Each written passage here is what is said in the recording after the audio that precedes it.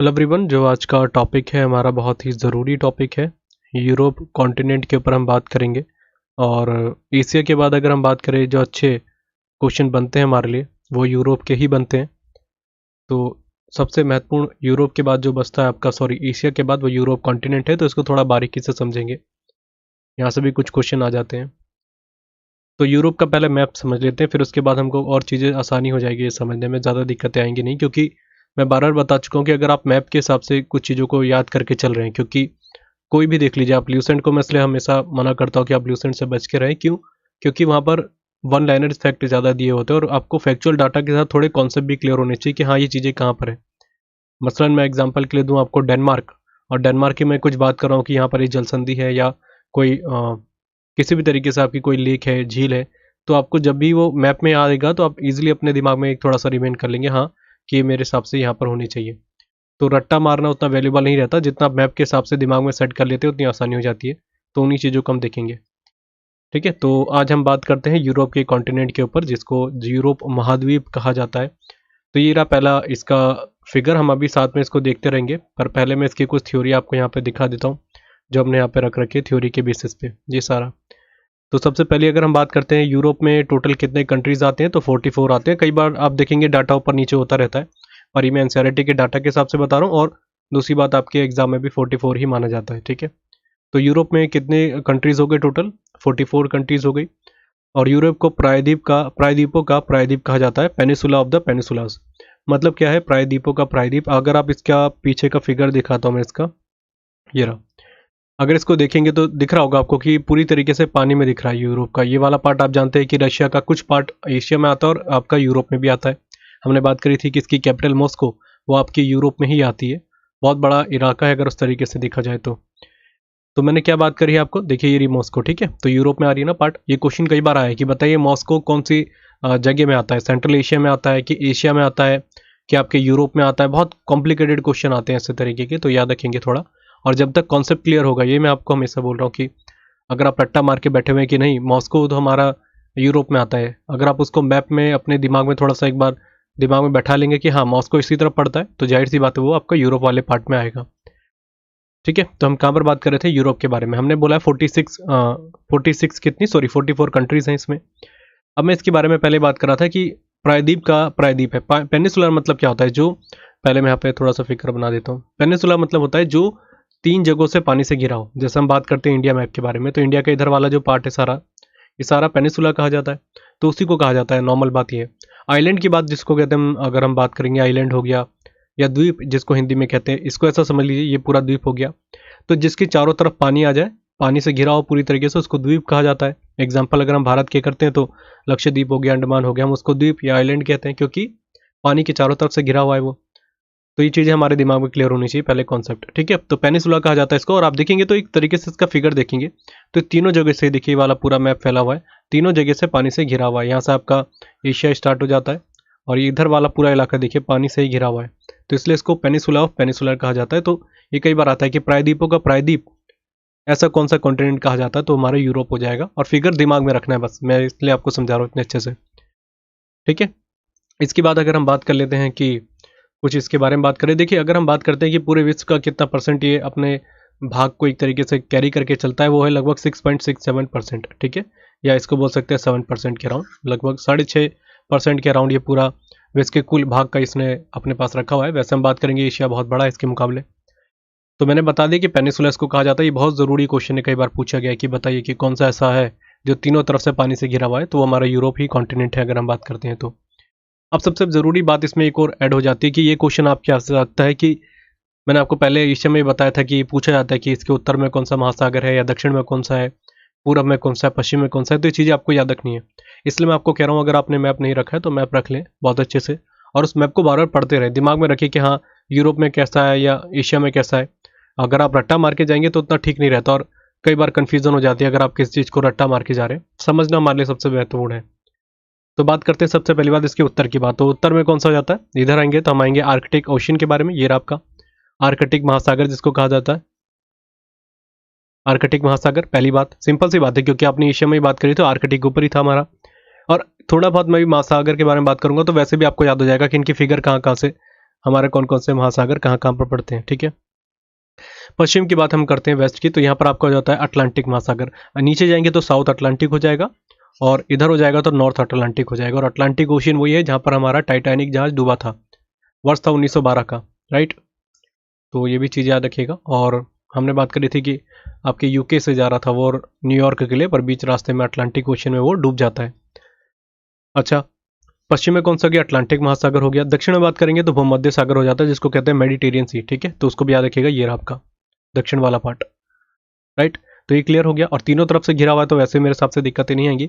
ज़्यादातर अगर हम बात करेंगे एशिया और यूरोप में, तो याद रखिएगा आर्कटिक ऊपर रहता है आपका, नॉर्थ अटलांटिक यहाँ हो जाएगा। वैसे अगर नॉर्थ नहीं आता, क्योंकि यहाँ पर अगर हम बात करें नीचे की तरफ, तो हो जाता है दक्षिण अटलांटिक महासागर।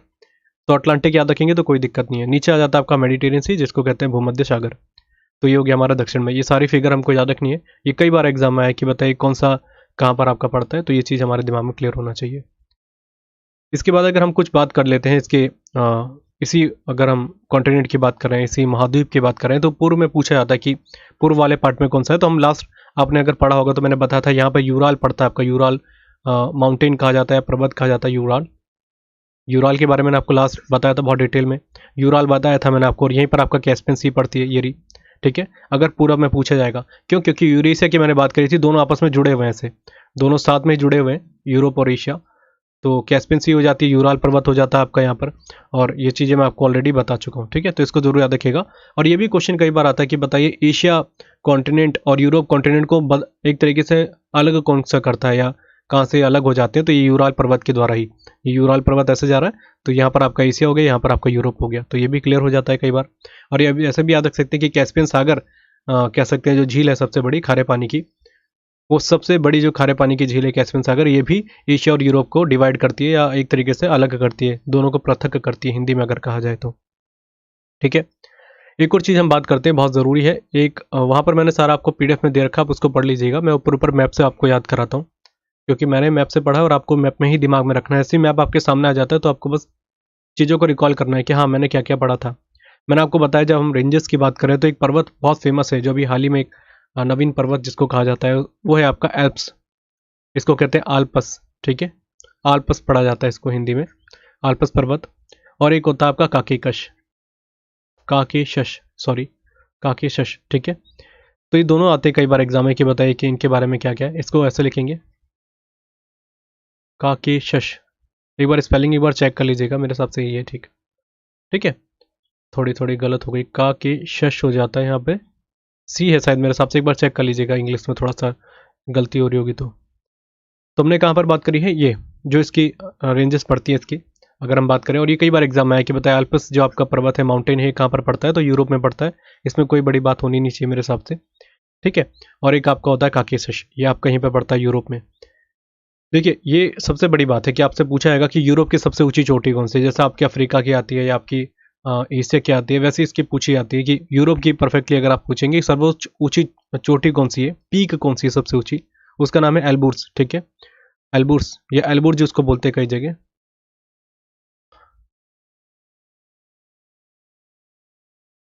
शायद इसको ऐसे लिखेंगे इंग्लिश में।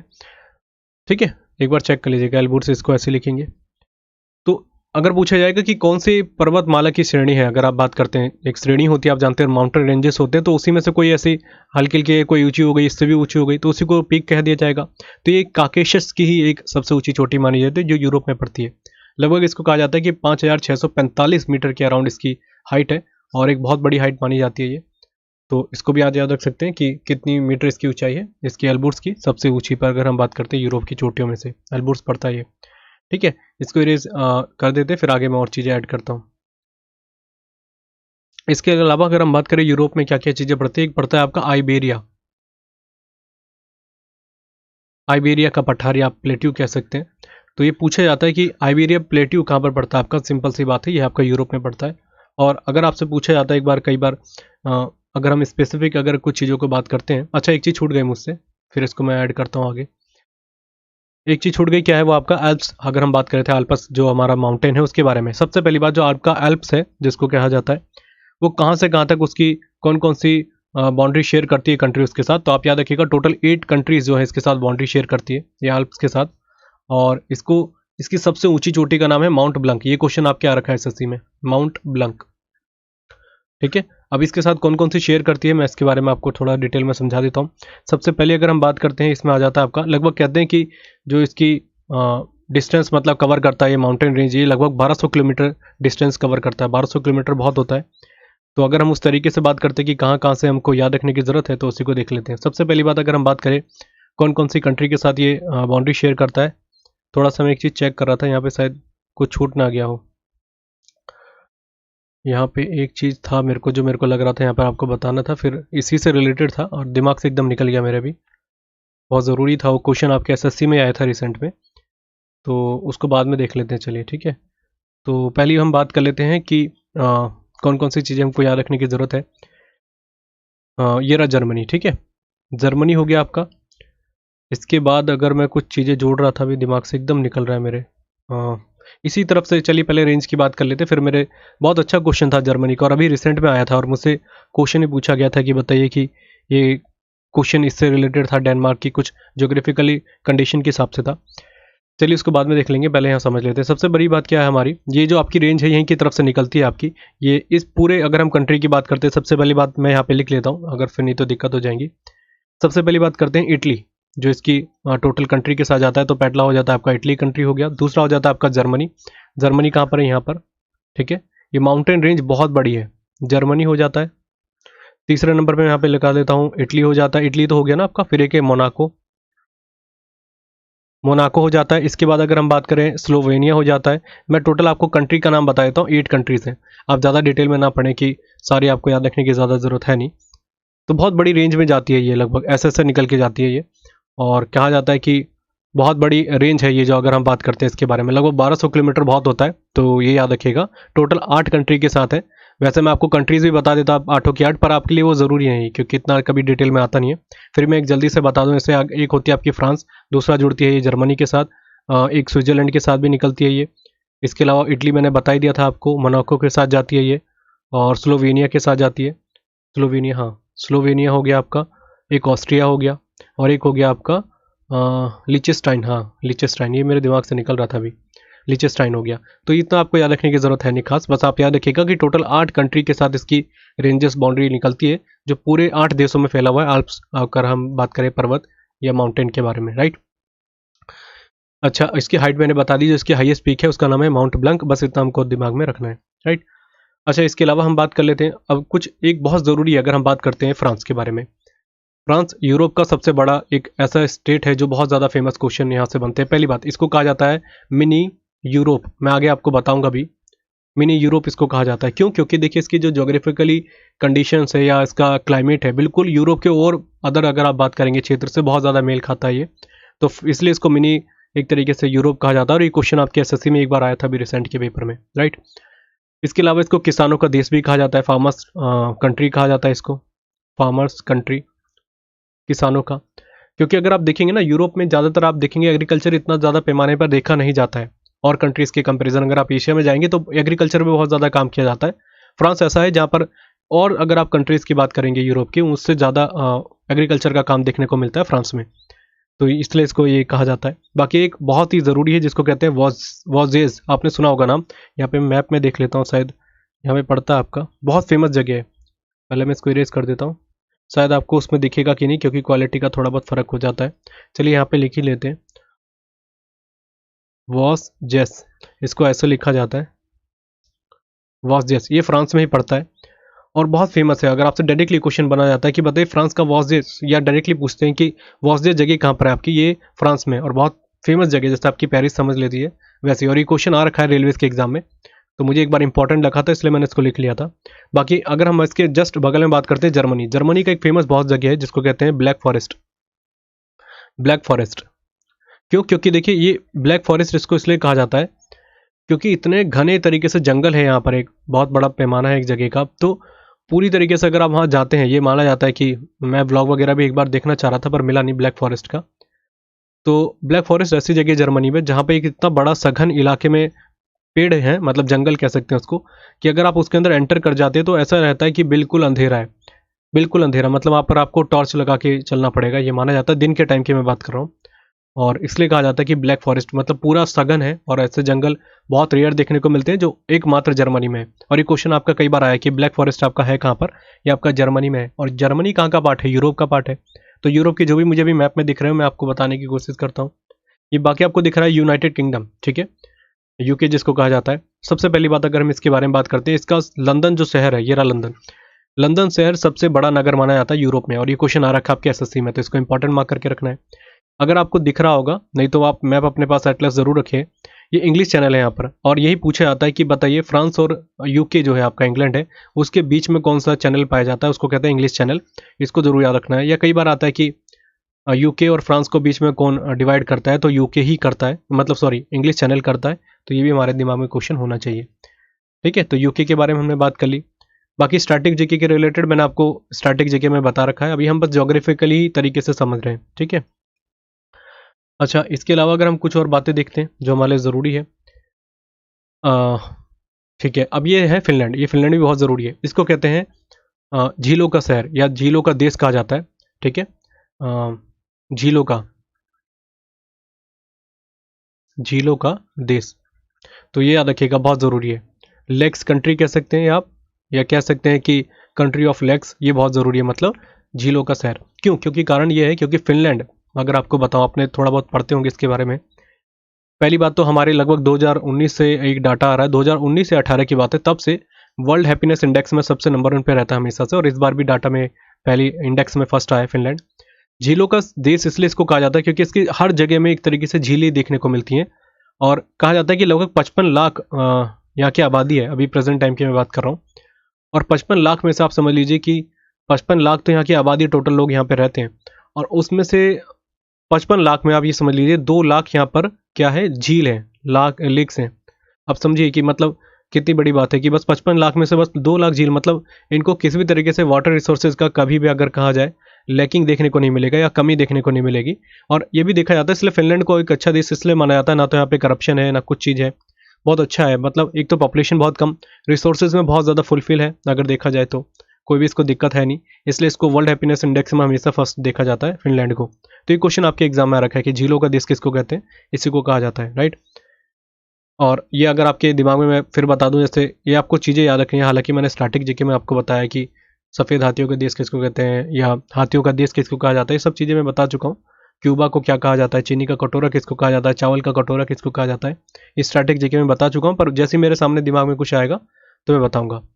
ठीक है, बाकी अगर हम इस पे एक और, अगर आपके एग्जाम में आता है स्विट्जरलैंड के बारे में, स्विट्जरलैंड के बारे में डायरेक्टली आता है कि बताइए कि यूरोप का खेल का मैदान किसको कहते हैं, यूरोप प्ले ग्राउंड किसको कहा जाता है, उसको कहा जाता है स्विट्जरलैंड को। क्यों ऐसा कहने का कारण क्या है?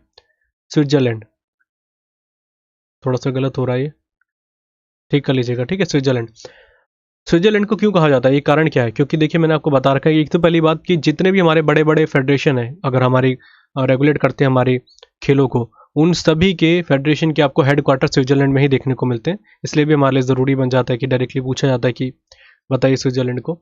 और सुंदर देश है, आप सभी जानते हैं स्विट्जरलैंड के बारे में। इसको इरेज करके मैं आगे बात करता हूँ। ठीक है, अच्छा अब इसके अलावा अगर हम बात करते हैं कुछ और चीज़ों के बारे में, जैसे हाँ नीदरलैंड आप जानते हैं, नीदरलैंड को आप सभी जानते हैं क्या कहते हैं। वहाँ के लोगों को जो डच हम कहते थे वही नीदरलैंड के या हॉलैंड के लोग कहा जा सकता है, आप उनको जरूर याद रखिएगा। पहली बात मैं इसके अलावा कुछ आपको सबसे पहले इसमें ऐड करने की कोशिश करता हूँ कि आ, एक चीज़ मेरे दिमाग से भी निकल रही, बार बार वो क्वेश्चन बहुत अच्छा लगा था मुझे, और लग रहा था थोड़ा डेप्थ में बताना था वो क्वेश्चन, क्योंकि उसी से रिलेटेड 2-3 क्वेश्चन आ गए थे। मैं मैप में वही चीज़ सोच रहा हूँ कि दिमाग से क्या निकल रहा है। वो अच्छा क्वेश्चन लगा था मुझे, अगर लगेगा फ्लो फ्लो में बता दूंगा, नहीं तो आने वाले टॉपिक में बताऊंगा। पर वो यूरोप का ही था क्वेश्चन, और उसी से 3-4 क्वेश्चन बन के निकले थे इस बार के सीजन में। तो इसलिए मैं आपको बोल रहा हूँ थोड़ा हमें समझ के भी चलना है किसी चीज़ के बारे में। चलिए, झीलों का देश मैंने बता दिया आपको। ठीक है, अब बात करते हैं। देखिए ये आपका स्वीडन आ गया, नॉर्वे आ गया, और आपका आइसलैंड हो गया। ठीक है, नॉर्वे आपका हो गया, एक हो गया आइसलैंड हो गया, और स्वीडन हो गया आपका। इसके साथ एक और कंट्री का नाम आता है डेनमार्क, सॉरी है डेनमार्क। ये 1, 2, 3 और 4, इन चारों देशों को क्या कहा जाता है? स्कैंडिनेविया। ये बहुत ज़रूरी है, यहाँ पे पहले हिंदी में लिख लेता हूँ मैं, स्कैंडिनेविया, स्कैंडिनेविया। ठीक है, इसको ऐसे देख लीजिएगा। अब इसको इंग्लिश में भी लिख लेता हूँ मैं, स्कैंडिनेविया। ठीक है, एन है ये। क्यों कहा जाता है? क्योंकि देखिए सारे अगर आप देखेंगे इन सभी को एक सम्मिलित रूप में ये कहा जाता है, डेनमार्क, आइसलैंड, नॉर्वे और आपका स्वीडन। ये क्वेश्चन आपके एसएससी में आ रखा है, इसलिए जरूर याद रखिएगा। कारण क्या रहता है कि अगर ये नाम आता है, जैसे आपके सामने आ गया स्कैंडिनेविया के बारे में कि कौन कौन सी कंट्रीज हैं आपकी, वहाँ पर ऑप्शन में एक भी नाम हटा दिया जाएगा, तो आपके दिमाग में क्लियर होना चाहिए। और मैप भी वैसे इजिली आपको दिख रहा होगा, आइसलैंड यहाँ पर पड़ रहा है आपका, आपका ये नॉर्वे यहाँ पे दिख रहा है, स्वीडन यहाँ पे दिख रहा है, डेनमार्क यहाँ पे दिख रहा है, और सभी के नाम में आपको एक ना एक तरीके से सिमिलरिटी देखने को मिल रही है। तो ये भी हमारे लिए इसलिए याद करने में कोई दिक्कत है मेरे हिसाब से नहीं होनी चाहिए, राइट। अच्छा, इसके अलावा हम कुछ और चीज़ें देखने की कोशिश करते हैं, जैसे कि अगर मैं बात करूँ, एक चीज़ अभी दिमाग से निकल रहा है मेरे, चलिए आगे देख लेंगे इसको भी। ठीक है, अब हो गया हमारा क्लियर। अब इसके बाद हम देख लेते हैं, जैसे कि हाँ, यूरोप के बारे में कुछ और चीज़ें हैं। यूरोप के बारे में क्या है? पहला बात, सबसे पहली बात ये आएगा कि वहाँ की रिवर सिस्टम के बारे में बताइए कि सबसे बड़ी रिवर कौन सी है वहाँ पर। सिंपल सी बात है, उसका नाम है वोल्गा रिवर। ठीक है, वोल्गा रिवर ये सबसे बड़ी रिवर मानी जाती है यूरोप की। और अगर इसके बोले जाए कि ये कौन सी नदी में मिल जाती है, ये भी कई बार क्वेश्चन आया आपके, तो डॉन रिवर है वो। ठीक है, डॉन रिवर, डॉन रिवर के साथ ही मिल जाती है वोल्गा। और वोल्गा बहुत बार एग्जाम में आ रखा है कि बताइए सबसे बड़ी रिवर किसको कहा जाता है यूरोप की। लगभग आप कह सकते हैं कि इसकी लंबाई अगर बोलेंगे 353 किलोमीटर के राउंड है, ये किलोमीटर की बात कर रहा हूँ मैं। और ये वोल्गा रिवर ये भी आता है कि बताइए वोल्गा रिवर जाती कहाँ से है आपकी, कहाँ पर बहती है। सबसे ज़्यादा बोले पूरे पैमाने पर रहता है तो ये आपके रशिया में ही रहती है, रशिया में वोल्गा रिवर। और हम बात कर चुके हैं कि रशिया का एक बहुत बड़ा पार्ट यूरोप में भी आता है, तो इसलिए भी हमको दिमाग में रखना है। ठीक है, और इसके अलावा अगर हम कुछ बात करें, जैसे मैंने बात करी, हाँ एक चीज़ और कि वोल्गा रिवर आपकी आ रही है, वोल्गा रिवर आते आते देखिए ये आपकी कैस्पियन सागर में चली जाती है। तो ये भी क्वेश्चन कई बार आ रखा है कि बताइए कि वोल्गा रिवर कहाँ पे जाती है, तो कैस्पियन सी में जाती है। कैस्पियन सी में दो बड़ी नदियाँ जाती है, एक तो वोल्गा हो गई जो यूरोप की सबसे बड़ी नदी है, दूसरी उस नदी का नाम है एक और आपका, अभी मेरे दिमाग से निकल रहा है, हाँ यूराल रिवर। ठीक है, यूराल रिवर आपसे पूछा जाता है कि कौन सी ऐसी नदियां हैं जो कैस्पियन सी में चली जाती है, तो एक तो हो गई आपकी वोल्गा रिवर और दूसरी है यूराल रिवर। तो यूराल रिवर को भी इससे रिलेट कर लीजिएगा, यूराल पर्वत है जो माउंटेन है, यहीं से जाता है। ठीक है, और ठीक है, इसको इरेज कर देते हैं, फिर मैं आगे बात करता हूँ।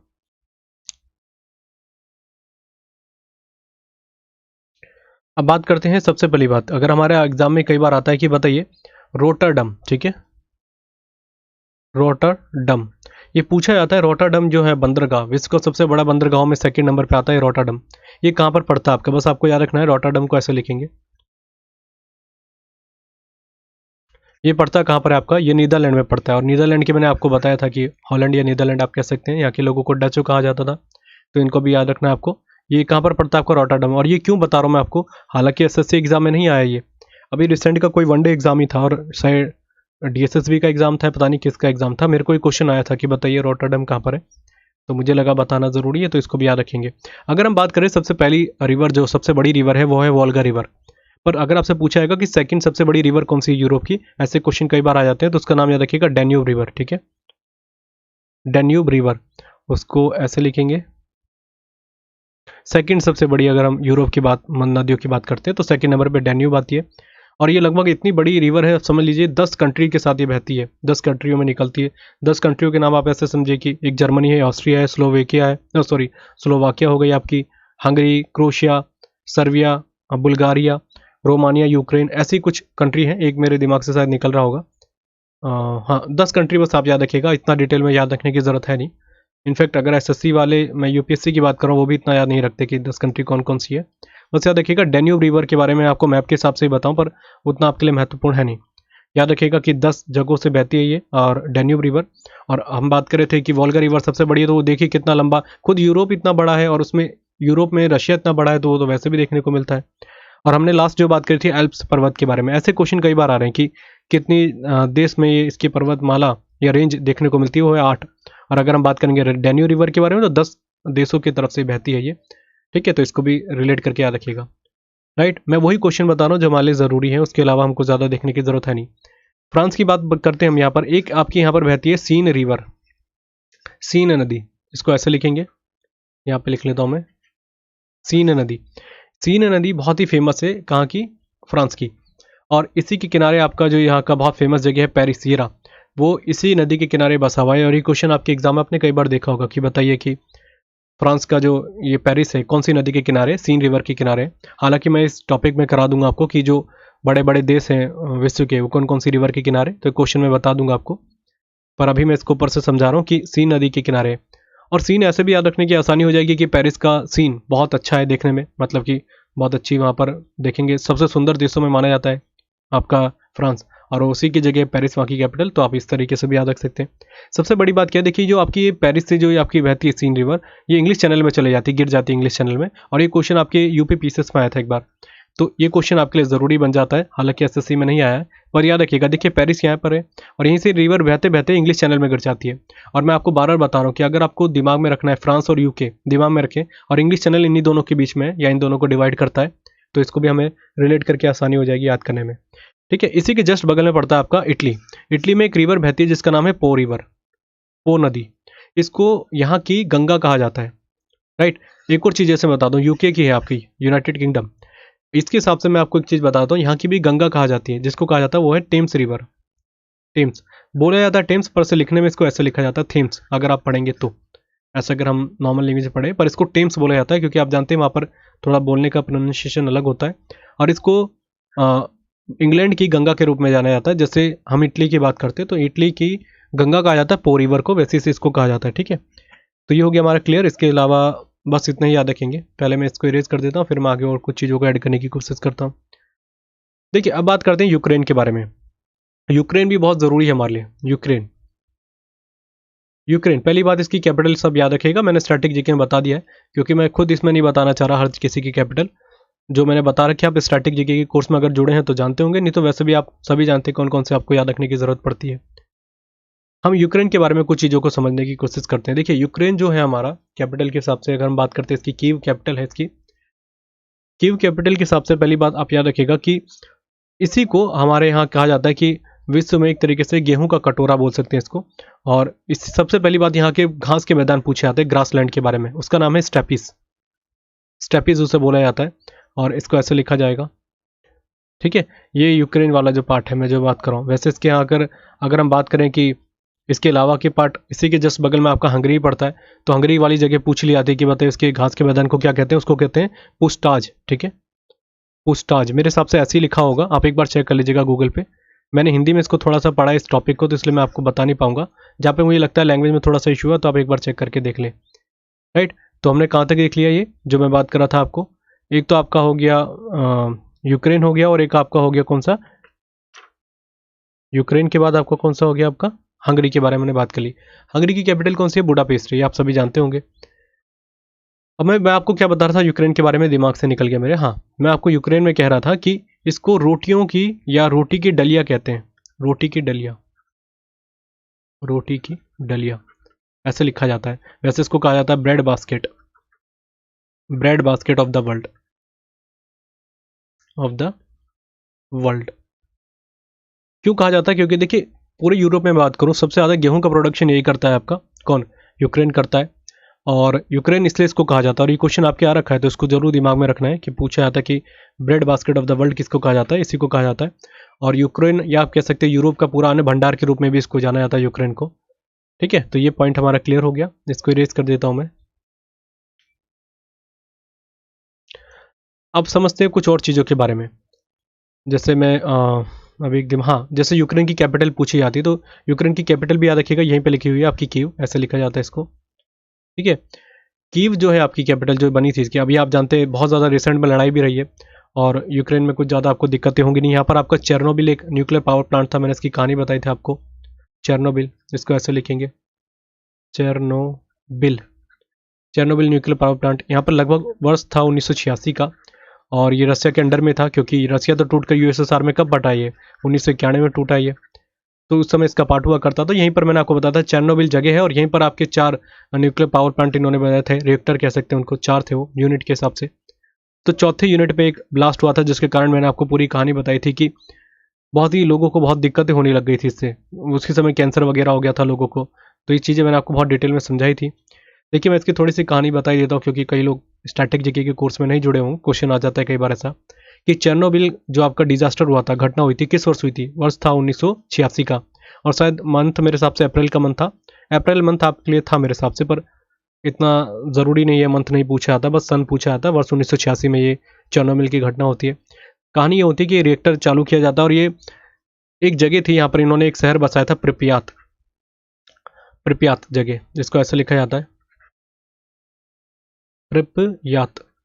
ये प्रिपियात जगह बसाई थी किसने? यूएसएसआर ने। मैं आपको बता रहा था कि ये वर्ष था 1970 का, 70s के दौर में चल रहे थे, और यूएसएसआर और आप जानते हैं यूएसए के बीच में शीत युद्ध चल रहा था।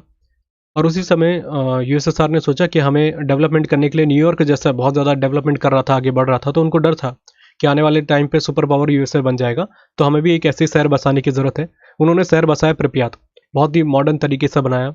आप ज़रूर देखिएगा व्लॉग, आपको घोस्ट सिटी कहा जाता है चेरनोबिल को आज के टाइम पे, क्योंकि वहाँ पर घोस्ट सिटी कह सकते हैं, घोस्ट टाउन कहा जाता है, क्योंकि आज के टाइम पे पूरी जगह खाली है। क्यों? क्योंकि वो जो पूरी जगह है वो न्यूक्लियर जो आपके रिएक्टर है उसकी जो एनर्जी निकली थी उस पार्टिकल से पूरी तरीके से लैस हो रखी जगह है वहाँ पर पूरी।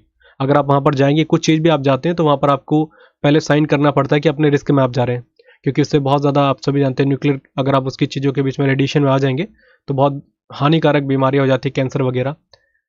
तो इस जगह में इन्होंने शहर बसाया और यहीं पर इन्होंने 4 यूनिट बनाई न्यूक्लियर रिएक्टर के लिए, क्योंकि वहाँ पर बिजली वगैरह की ज़रूरत थी। अब इसी के बाद क्या होता है, उसमें एक में ब्लास्ट हो जाता है। ब्लास्ट होने के बाद देखिए, मैं बता रहा हूँ यूक्रेन यहाँ पर है। पहली बात में तो किसी ने बताया नहीं कि ये ब्लास्ट हो गया है, ऐसे ऐसे दिक्कतें आई हैं यहाँ पर जैसे उसका रेडिएशन का फर्क, धीरे धीरे वो रेडिएशन निकलने स्टार्ट हुआ, तो कहाँ पर जाके पता चलता है? स्वीडन में।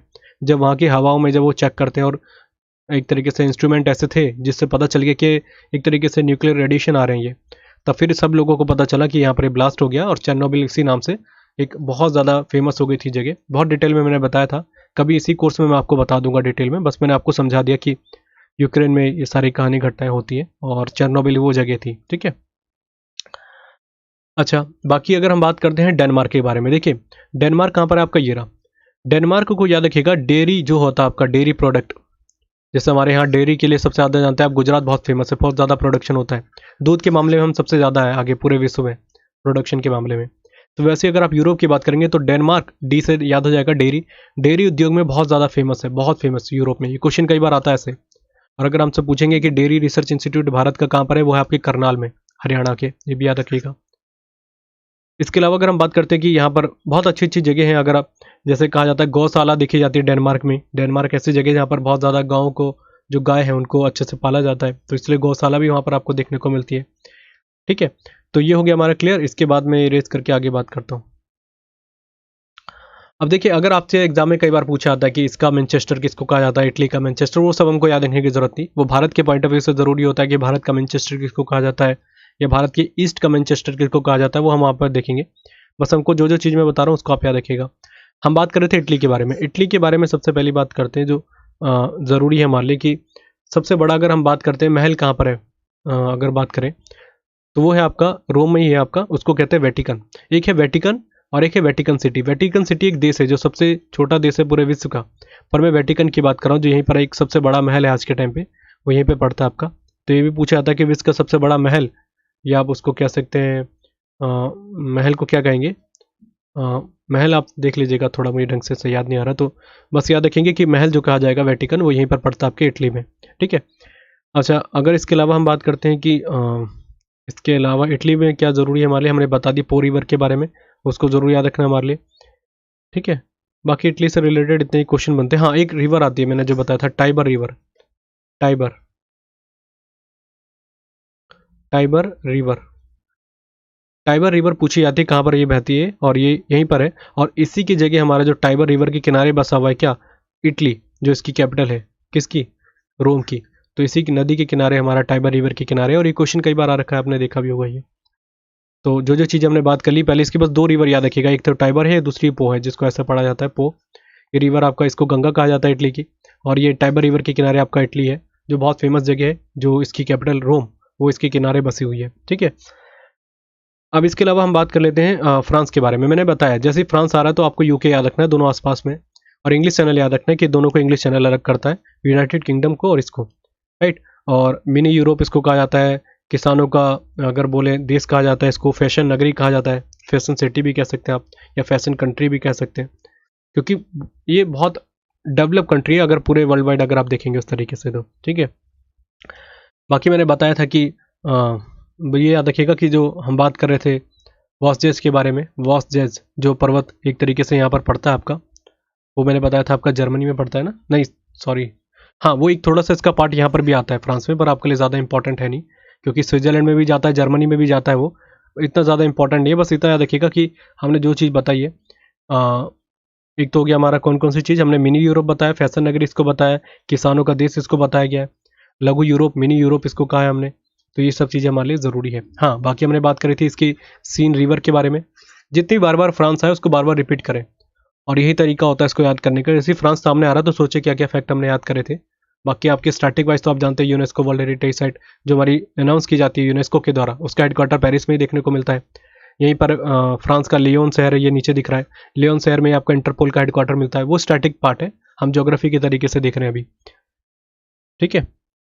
हाँ हमने बात करी थी आल्प्स के लिए, जो आल्प्स आपका पड़ता है वो मैंने बताया था 8 कंट्रियों में से एक फ्रांस भी है। और यहीं पर माउंट ब्लैंक है, जो आपकी माउंट ब्लैंक मैंने बताया था कि इसकी सबसे बड़ी चोटी है, सबसे ऊंची चोटी है, वो इसी जगह पड़ती है फ्रांस में। क्योंकि लगभग मैंने बताया था कि 8 कंट्री से ये आपके बहरा कह रहा हूँ मैं आपको, मतलब कि एक तरीके से इसकी रेंजेस देखने को मिलती है। पर उस 8 कंट्री में जो एक चोटी होगी वहीं पर पाई जाएगी फ्रांस में, उसका नाम है माउंट ब्लैंक। और ये डायरेक्टली आता है कि माउंट ब्लैंक कहाँ पर है, ब्लैंक आता है कई जगह, ब्लैंक आता है, ब्लैंक ऐसे ही पढ़ा जाता है इसको, वैसे यू आएगा यहाँ पे, ठीक है। इसको लघु यूरोप कह दिया, किसानों का देश कह दिया, और कुछ इसमें बस इतना ही हमको याद रखना है। बाकी शैंपेन वगैरह के लिए बहुत फेमस है हमारा फ्रांस, सबसे ज़्यादा जो देश की पूरी बढ़िया बढ़िया शैंपेन जो होती है यहीं पे बनती है, और प्रोडक्शन में सबसे आगे रहता है फ्रांस शैंपेन के मामले में। पर हमारे लिए एग्जाम के लिए ज़्यादा ज़रूरी वो है नहीं। इसके अलावा कुछ और चीज़ें हम देख लें, जैसे कि और बातें हमने कर ली, अब यूके के बारे में बात कर लेते हैं, क्योंकि ये बहुत महत्वपूर्ण है हमारे लिए यूरोप के पॉइंट ऑफ व्यू से। मैंने बताया था आपको कि टेम्स रिवर जिसको कहा जाता है, वो उसके किनारे आपका लंदन बसा हुआ है, राइट। और यहाँ की गंगा भी कहा जाता है उसको, किसको, टेम्स रिवर को, वैसे उसको थेम्स कहा जाता है। इंग्लिश चैनल इन दोनों को अलग करता है, ये बार बार जितना हो बार बार उसको रिपीट करेंगे तो याद हो जाएगा। बाकी इसमें क्या बात करनी है हमको, कि एक चीज़ है हमारे लिए, कि ये बताइए कि हाँ उत्तरी आयरलैंड है जो हमारा, जिसको कहा जाता है ये वाला आयरलैंड, ये आयरलैंड है आपका। आयरलैंड एक तरीके से अगर हम संयुक्त रूप से इसको बोलते हैं तब ये यूके बन जाता है, यूनाइटेड किंगडम, राइट, ये आप सभी जानते होंगे। पर अगर इसके अलावा हम बात करते हैं तो ग्रेट ब्रिटेन कहा जाता है इसको। इसमें कौन कौन सी कंट्रीज आ जाती है आप सभी जानते हैं, इंग्लैंड हो गया, स्कॉटलैंड हो गया, वेल्स हो गया, ये सारी कंट्री के साथ मिलकर इसको कहा जाता है इंग्लैंड, ग्रेट ब्रिटेन। और वैसे बोलेंगे इसको साथ में जोड़ देंगे तो हो जाता है आपका यूनाइटेड किंगडम। तो ये भी चीज़ आपको याद रखना है। और उत्तरी आयरलैंड को यहाँ से अलग करता है ये आयरलैंड, ये भी याद रखिएगा। ये क्वेश्चन भी आता है कई बार कि बताइए जो आयरलैंड वाला पार्ट है, देखिए इधर से आपको उत्तरी आयरलैंड आ जाएगा, तो उत्तरी आयरलैंड जो है आपका पार्ट, वो ग्रेट ब्रिटेन एक तरीके से यूनाइटेड किंगडम को जो कहा जाता है उसको अलग कर देता है उत्तरी अमेरिका से, ठीक है। ये चीज़ भी याद रखिएगा।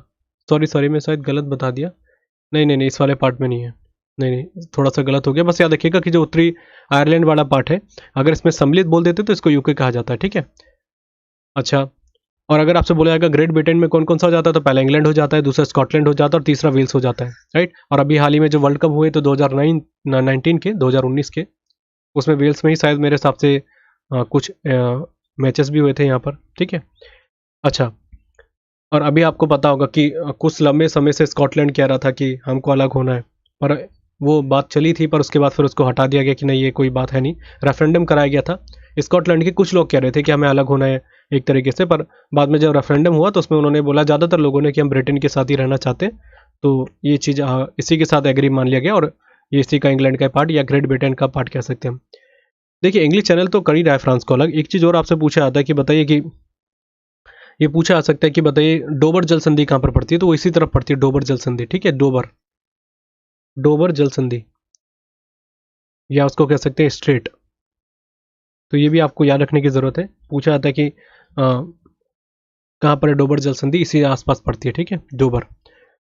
इसके अलावा हम कुछ और चीज़ों को देख लेते हैं। जैसे आप सभी जानते हैं ग्रीनविच, आपने सुना होगा ग्रीनविच के बारे में, जो ग्रीनविच लाइन है वो यहीं पर पड़ती है आपके यूके में, लंदन के पास। और उसी जगह से स्पेसिफिक उसको कह दिया गया कि ग्रीनविच जगह है ये। मैं आपको अलग से डिटेल में बात करूंगा जब हम टाइम जोन के बारे में बात करेंगे, कि कौन कौन सी लाइन कौन कौन से टाइम जोन को रिप्रेजेंट करती है, तो वहाँ पर हम डिटेल में समझेंगे। पर याद रखिएगा ग्रीनविच जो जगह है स्पेसिफिक यहीं पर लंदन के पास ही पड़ती है वो। और आप सभी को पता है कि एक तरीके से जो हमारी देशांतर रेखा है उसी के हिसाब से टाइम जोन सेट होता है, और उसी तरीके से यहाँ पर पड़ता है आपके लंदन के पास ही ग्रीनविच। मैं इसको अलग से डिटेल में समझाऊंगा, पहले अभी हम यूरोप के बारे में पढ़ रहे हैं जितना हो सकता है, ठीक है। इसके अलावा अगर हम कुछ और बात करते हैं, जैसे कि हाँ एक चीज़ और बहुत ज़रूरी है यहाँ पर यूके के बारे में जब बात कर रहे हैं, तो यूके का एक जगह है जिसको कहते हैं मुगलैंड, ठीक है, या वैसे उसको मुरलैंड पढ़ा जाता है, मुरलैंड। मुरलैंड जो जगह होती है, जैसे हमारा ऊंचाई की कुछ पार्ट है, जैसे यहाँ पर आप यूके में जाएंगे, इंग्लैंड में जाएंगे, तो यहाँ पर कुछ पार्ट जो ऊंचाई होते हैं, जैसे पर्वत तो नहीं कहेंगे, पर हाँ थोड़ी बहुत ऊंचाई पर, जो एक सेंट्रल का पार्ट है यहाँ पर कुछ ऊंचाई पर पड़ा हुआ है। जैसा अगर हम कहीं देखेंगे भारत में, तो कई जगह पर्वतीय इलाके कहीं एकदम समतल है, वैसे यहाँ पर जो थोड़ी सी ऊंचाई के पार्ट होते हैं उसको कहते हैं मुरलैंड। ये क्वेश्चन बहुत जरूरी है, पूछा जाता है कि मुरलैंड किसको कहा जाता है, मुरलैंड को। और यहीं पर आपका बंगिंगम है, बंगिंगम, ठीक है, बर्गिंगम जिसको कहा जाता है, बर्गिंगम, यहीं पर पड़ता है मुरलैंड में, मुरलैंड वाले इलाके में। तो ये क्वेश्चन आ रखा है, हालांकि एसएससी में नहीं आया था ये, इसमें आया था ये। तो मुरलैंड पूछा जाएगा कि मुरलैंड जगह किसको कहा जाता है, तो यूके में जो थोड़ी सी ऊंचाई वाली जगह होती है बीच वाले पार्ट के इंग्लैंड के, उसी को मुरलैंड कहा जाता है। और यहीं पर आपका बंगिंगम है, बहुत फेमस जगह है पूरे अगर विश्व में भी देखा जाए तो। बाकी हमने टेम्स रिवर के बारे में बात कर ली। टेम्स रिवर लंदन जो आपकी राजधानी है यहाँ की, लंदन कहेंगे, वो इसी नदी के किनारे बसा हुआ, ये भी क्वेश्चन कई बार आ जाता है। इसके अलावा बस इतने ही हमारे लिए ज़रूरी है। बाकी जो स्टैटिक जीके वाइज है मैं स्टैटिक जीके में बता दूंगा, पर वैसे भी अगर हम वर्ल्ड के हिसाब से कुछ चीज़ें पूछते हैं तो कभी भी हमारे आता ही नहीं कि बताइए कि static GK wise world wide, तो इतना ज़्यादा पूछा नहीं जाता। दूसरी बात, हमने बात करी है कि यूरोप का खेल का मैदान स्विट्जरलैंड को कहा जाता है। अच्छा, ये पूछा जाता है कि यूरोप का गर्म कंबल, यूरोप का गर्म कंबल, कंबल किसको कहा जाता है, ये पूछा जाता है। इसको कहा जाता है गल्फ स्ट्रीम को, गल्फ स्ट्रीम। देखिए अगर आप बात करेंगे यूरोप का पार्ट देखेंगे, ज़्यादातर आप देखेंगे तो इस तरफ ठंडा इलाका है, पूरी तरफ से देखेंगे यूरोपियन कंट्रीज़ के बारे में, एक दो चटपुट अगर जगह को छोड़ दें हम तो। इसलिए बहुत रेयर देखा जाता है कि ऐसी जगह में यहाँ पे कोई गर्म चीज़ें देखने को मिले, जगह देखने को मिले, वो बस है गल्फ स्ट्रीम। और ये एसएससी का पूछा गया क्वेश्चन था, तो डायरेक्टली मैंने इसको उठा के यहाँ पर रख दिया आपके लिए। कुछ इसमें याद रखने वाली बात कुछ खास है नहीं, इरेज कर देते हैं, आगे बात करते हैं। अब देखिए बात करते हैं किसके बारे में, डेनमार्क को देख लेते हैं। डेनमार्क से भी हमारे लिए ज़रूरी बन जाता है कि डेनमार्क को क्या कहा जाता है, इसको कहा जाता है जूटलैंड, जूटलैंड, ठीक है, जूटलैंड ऐसे लिखेंगे, ये याद रखना है। ये डेनमार्क वाला पार्ट है, डायरेक्टली क्वेश्चन आपसे आ जाता है कि जूटलैंड क्यों कहा जाता है, क्योंकि देखिए प्रायद्वीप वाला पार्ट है ये, इसको डायरेक्टली इसके साथ जोड़ा जाता है जूटलैंड पेनिसुला या जूटलैंड प्रायद्वीप। अगर आप डेनमार्क को देखेंगे तो देखिए ये वाला पार्ट तो जमीन से इसका जुड़ा हुआ है, पर इधर वाले पार्ट को देखेंगे पूरा प्रॉपरली, ये वाला पार्ट, तो ये कहाँ से है, पूरा पानी से घिरा हुआ है, मतलब 3 जगहों से जब भी पानी से घिरा है उसको पेनिसुला कहा जाता है। तो बोला जाता है कि जूटलैंड पेनिसुला किसको कहा जाता है, तो वो बस डेनमार्क का ही पार्ट है। और ये मैं आपको शायद पिछली क्लास में मैंने शायद बताया हो, तो नहीं बताया तो उसको नोट डाउन कर लेना कि जूटलैंड पेनिसुला कहाँ पर है, डेनमार्क में।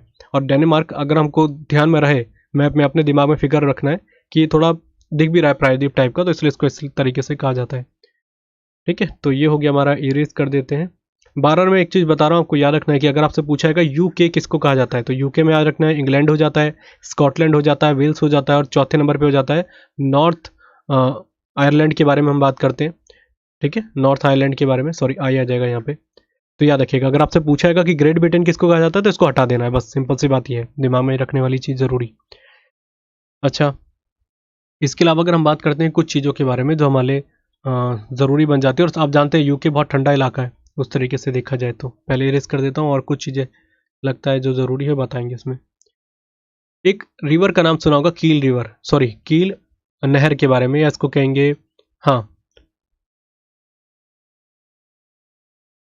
इसके बारे में बात करते हैं, कैनाल के बारे में। कील कैनाल हो गया आपका, कील नहर के बारे में। ये यूरोप की है। सबसे पहली बात आपसे डायरेक्टली क्वेश्चन आता है कि कौन सी जगह में बहती है, तो ये जर्मनी में है। अब इससे रिलेटेड क्वेश्चन क्यों ज़रूरी बन जाता है, ये हमारे लिए सबसे ज़रूरी है, क्यों, क्योंकि यूरोप की सबसे बिजी अगर हम बात करेंगे नहर के बारे में यही है, सबसे बिजी। जैसे हमने बात करी है कि पूरे अगर हम उस तरीके से बात करते हैं, स्वेज कैनाल सबसे बड़ी मानी जाती है पूरे विश्व में कैनाल के रूप में। क्यों, क्योंकि देखिए एक चीज़ याद रखिएगा, एक होती है वाटर स्टेट, मैं पहले इसके थोड़े क्लियर कर देता हूँ, कई बार जल्दीबाजी में बताता नहीं मैं। वाटर स्टेट हो गया या जल संधि हो गया, जिसको ये आप कह सकते हैं स्टेट के नाम मायने यही कहा जाता है। जल संधि वो होती है जो प्राकृतिक रूप से खुद बनी होती है, जैसे आपको उसमें कुछ काम करने की जरूरत नहीं पड़ती। एग्जाम्पल के लिए हम बात करते हैं नदियों के बारे में, या जल स्रोत होते हैं हम जिनको पानी को इकट्ठा करने के लिए अपने तरीके से करते हैं आर्टिफिशियल रूप में, एक होता है खुद अपने आप बन जाता है। तो उसी तरीके से वाटर स्टेट जो होती है हमारी, ये खुद बनी होती है प्राकृतिक रूप से। जैसे हमने बात करी थी भारत और श्रीलंका के बीच में, हमने बात करी थी पाक स्टेट, वो हमने बहुत डिटेल में समझाया था, पाक जलडमरू मध्य। सेम उसको कहा जाता है जल संधि। पर जहाँ पर अगर आप आर्टिफिशियल तरीके से कुछ चीज़ ऐसे कर रहे हैं कि आपको ज़रूरत पड़ रही है उस जगह को चेंज करने के लिए या नहर बनाना है, तो उसको कहा जाता है कैनाल या नहर के रूप में आप उसको कह सकते हैं। जहाँ पर आप पानी को स्टोर कर रहे हैं या उसको किसी तरीके से हटा रहे हैं, जैसे स्वेज कैनाल के बारे में बात करते हैं तो मानव निर्मित है वो। मैंने बताया था लगभग 10 साल लगे थे उसको बनाने में। 1859 से लेके 1869 तक चली थी ये, 10 साल इसको बनाने में लग गए। तो कहने का तात्पर्य यही है कि 10 साल इसमें लगे, मतलब खुद आदमी इसमें काम कर रहा है, उसी को कैनाल कहा जाएगा। सेम वही बात है कील नहर के बारे में। कील नहर का पहला क्वेश्चन बनेगा, यहाँ पे मैं इरेज कर देता हूँ फिर समझाता हूँ। जैसे मैं मैप दिख रहा हूँ ना, यही मैं हमेशा रखता हूँ कि मैप को दिमाग में रखें और जो जो चीज़ें आपको दिख रही है उसको याद करते रहे कि हाँ हमारे लिए क्या क्या चीज़ें ज़रूरी हैं यहाँ पर। सबसे पहली बात कील नहर के बारे में, जो मैंने बताया कि आपकी जर्मनी में बहती है ये, राइट, जर्मनी में बहती है। और सबसे पहली बात बिजी अगर बात बोलेंगे व्यापार के नज़रिए से देखा जाता है बिजी है, क्योंकि बहुत ज़्यादा यहाँ पर ये रहती है आपकी कील नहर। ये है आपकी कील नहर, अगर आपको दिख रही होगी तो, ठीक है। अच्छा, इसकी लंबाई लगभग कितनी है? 99 किलोमीटर, 99 किलोमीटर, ठीक है, ये भी याद रखिएगा 99 किलोमीटर इसकी लंबाई बताई जाती है। कील नहर के बारे में 2-3 फैक्ट याद रखिएगा, इसको लाइन टू लाइन अगर हम बात करें। सबसे पहली बात, ये जो आपका उत्तर सागर है और बाल्टिक सागर है, उन दोनों को जोड़ता है आपस में, ठीक है। अभी पहले मैं इसको लिख लेता हूँ। ये रहा आपका उत्तर सागर हो गया, बाल्टिक सागर हो गया। अगर आप इसको प्रॉपरली देखेंगे, ये रहा आपका, इसको देखिए ये वाला पार्ट, अगर ये दिख रहा होगा थोड़ा बहुत, अगर इस तरीके से भी देखेंगे कील नहर यहाँ पर है, मैं इरेज कर देता हूँ पहले तभी क्लियर दिखेगा। कील नहर ये है, अगर आप देखेंगे नॉर्थ सी का पार्ट है ये पूरा, इधर वाला पार्ट। और ये किससे किसको जोड़ रही है? बाल्टिक सी है यहाँ पर, तो नॉर्थ सी और बाल्टिक सी को जोड़ती है। अगर एटलस अपने पास रखिएगा, ये क्वेश्चन कई बार आया है कि बताइए कि जो आपकी कील नहर है किन दो जगह को जोड़ती है, कौन से समुद्र को जोड़ती है, सागर को जोड़ती है? तो है एक आपका नॉर्थ सी और एक है बाल्टिक सी, जिसको कहते हैं नॉर्थ उत्तरी सागर और एक कहेंगे बाल्टिक सागर। इन दोनों को आपस में जोड़ी, पहले पॉइंट ये हो गया, ठीक है। दूसरी बात, ये क्वेश्चन बहुत ज़रूरी है हमारे लिए, मैं इसको रेज करके थोड़ा और क्लियर समझाता हूँ। नहीं तो अपने पास एटलस ज़रूर रखिएगा, क्योंकि इससे ज़्यादा मैं क्लियर नहीं दिखा सकता, क्योंकि डाउनलोड प्रॉपरली मैंने कराया पर बहुत छोटे छोटे नाम पे लिखा हुआ है, तो आप थोड़ा सा क्लियर रखिएगा। दूसरी बात, ये आर्टिफिशियल तरीके से बनाई गई है जैसे मैंने बताया, तो ये डेनमार्क और आपकी किसको, जर्मनी को अलग करती है। ये क्वेश्चन आया कई बार। कील नहर जो है आपकी, कील कैनाल है जो आपकी, डेनमार्क और आपके जर्मनी को, इसलिए मैं बार बार बोल रहा हूँ कि मैप को अपने दिमाग में रखना है, रट्टा नहीं मारना, क्योंकि आपके दिमाग में क्लियर होगा कि डेनमार्क एकदम जस्ट जर्मनी के ऊपर है। आपको जैसे याद आएगा कि यूके आपके जस्ट फ्रांस के एकदम नीचे पड़ता है, तो इसलिए इंग्लिश चैनल यहाँ पर हो जाएगा। तो इसी तरीके से आपको कील कैनाल जो हो गया ये खुद बनाई गई है, तो इसको अलग करता है, ठीक है। तो ये भी हमारे क्लियर हो गया। पहली बात, जर्मनी और डेनमार्क को अलग करता है, ये जरूर याद रखना है, पहला क्वेश्चन। दूसरी बात आपको याद रखना, उत्तर सागर और बाल्टिक सागर दोनों को जोड़ता है, सबसे बिजी ये नहर मानी जाती है और बहुत लंबी अगर आप यूरोप के पॉइंट ऑफ व्यू से देखेंगे तो, ठीक है। इसके अलावा कुछ और ज़रूरी तो है नहीं, जर्मनी में कुछ और चीज़ें मैं याद करता हूँ। हाँ, एक बहुत ज़रूरी है, जर्मनी, जर्मनी में है आपकी राइन रिवर, ठीक है। क्या नाम है उसका? राइन रिवर, यहाँ पे लिख लेता हूँ मैं, राइन रिवर, इसको ऐसे लिखेंगे, राइन नदी। ये पूछा जाता है राइन रिवर आपकी कहाँ बहती है, तो याद रखना है बस आपको, सिंपल सी बात है, ये जर्मनी में बहती है।